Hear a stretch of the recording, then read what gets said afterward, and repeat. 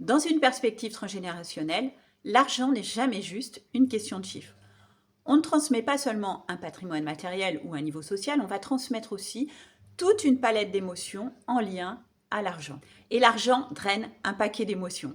Ça peut être la peur du manque, la peur de perdre, le sentiment de ne pas mériter, la honte d'avoir ou de ne pas avoir, une loyauté à des ancêtres qui ont vécu des pertes, fait des faillites, bref, toutes ces émotions, elles se déposent dans l'inconscient familial.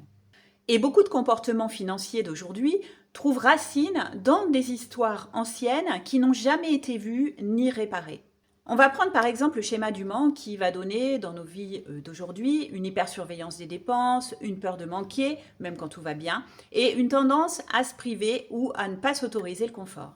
Ça peut parler d'une histoire de faillite dans l'histoire familiale, d'ancêtres spoliés, dépossédés.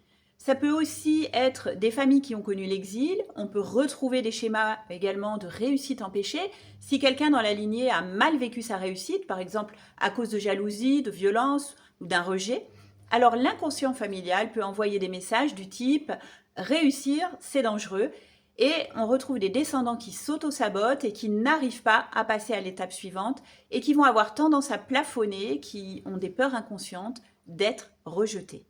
En fait, chaque système familial a ses croyances sur l'argent qui influencent profondément la psyché. Et ces croyances, elles vont déterminer la facilité à attirer, à faire entrer, à recevoir. Ça va déterminer la posture face à la réussite, mais aussi la relation qu'on peut avoir au travail et à sa valeur personnelle. Alors, bien évidemment, il est possible de mettre en lumière ces croyances, de les modifier, et c'est d'ailleurs un thème récurrent que l'on a dans les ateliers de constellation familiale.